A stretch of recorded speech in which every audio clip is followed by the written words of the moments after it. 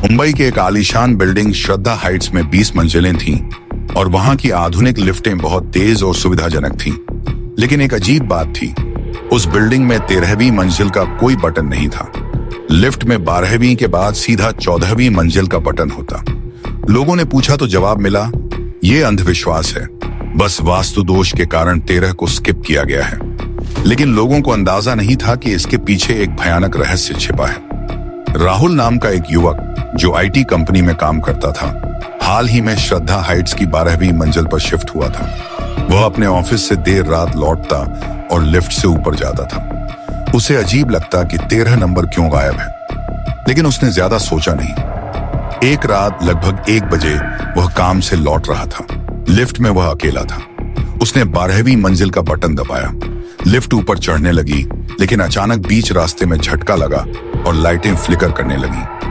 राहुल चौंका, तभी लिफ्ट रुक गई। दरवाजा खुला, लेकिन सामने जो था वो 12वीं नहीं थी। वहां दीवार पर 13वीं मंजिल लिखा था। पूरा फ्लोर धुंध से भरा था, लाइटें झपक रही थीं और माहौल में अजीब सी ठंडक थी। दीवारें पुरानी और गंदी थीं, जैसे सालों से किसी ने यहां कदम नहीं रखा। राहुल बाहर निकलने ही वाला था, लेकिन तभी एक लड़की की धीमी सी आवाज आई, कृपया मेरी मदद करो। वह पलटा, लेकिन वहां कोई नहीं था। डरते हुए वह वापस लिफ्ट में घुसा और सभी बटन दबा दिए। अचानक दरवाजा बंद हो गया और लिफ्ट ऊपर चलने लगी और इस बार 12वीं मंजिल पर रुक गई। राहुल ने अगली सुबह चौकीदार से पूछा, क्या यहाँ 13वीं मंजिल है? चौकीदार ने घबराकर कहा, साहब ऐसा मत पूछो, वो मंजिल पहले होती थी, लेकिन वहां एक भयानक हादसा हुआ था। क्या हादसा? राहुल ने पूछा। कई साल पहले वहां एक लड़की स्नेहा रहती थी। उसने उसी लिफ्ट से कूदकर आत्महत्या कर ली थी। वो अक्सर कहती थी कि कोई उसका पीछा कर रहा है। उसके मरने के बाद वहां कई अजीब घटनाएं हुई। लाइटें अपने आप बंद हो जाती, लोगों की चीखें सुनाई देती। फिर 13वीं मंजिल को बंद कर दिया गया और लिफ्ट से बटन हटा दिया गया। राहुल का खून जम गया। राहुल ने इंटरनेट खंगाला और उस हादसे के बारे में पता लगाने लगा। उसे एक पुराना न्यूज आर्टिकल मिला, श्रद्धा हाइट्स की 13वीं मंजिल पर युवती की रहस्यमयी आत्महत्या, आत्मा के भटकने की अफवाहें। राहुल अब जिज्ञासु हो चुका था। उसने ठान लिया कि वह इस रहस्य से पर्दा उठाएगा। अगले दिन उसने लिफ्ट में सीसीटीवी लगाने का प्लान बनाया। रात 1 बजे फिर से उसने लिफ्ट ली। फिर वही हुआ, लाइटें झपकी, लिफ्ट रुक गई और दरवाजा 13वीं मंजिल पर खुला। इस बार राहुल ने मोबाइल कैमरा चालू किया और धीरे धीरे बाहर कदम रखा।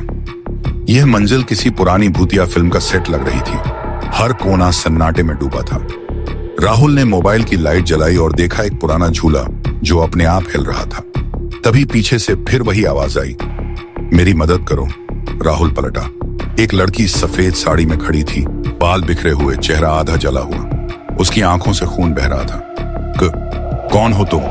राहुल कांपते हुए बोला, मैं स्नेहा हूं। मुझे इस मंजिल में कैद कर दिया गया है। मैं आजाद होना चाहती हूँ। राहुल ने डर के मारे आंखें बंद कर ली और जब खोली वह भागकर लिफ्ट की ओर दौड़ा, लेकिन दरवाजा बंद था। अचानक उसकी पीठ पर किसी ने हाथ रखा। राहुल को बेहोशी छाने लगी, लेकिन स्नेहा की आत्मा ने उससे कहा, मेरी आत्मा को तब तक मुक्ति नहीं मिलेगी जब तक लोग मेरी मौत की सच्चाई नहीं जानेंगे। मैं पागल नहीं थी, मुझे मारा गया था। अगले दिन राहुल ने पुलिस में रिपोर्ट दर्ज कराई। उसने सीसीटीवी फुटेज दी जिसमें अस्पष्ट पर छायात्मक आकृति दिखाई दे रही थी। पुलिस ने मामला फिर से खोला और स्नेहा की मौत की जांच की। चौंकाने वाली सच्चाई सामने आई।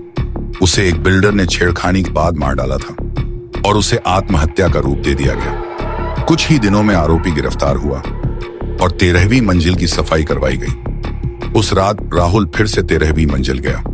इस बार वहां रोशनी थी, मंजिल साफ सुथरी लग रही थी।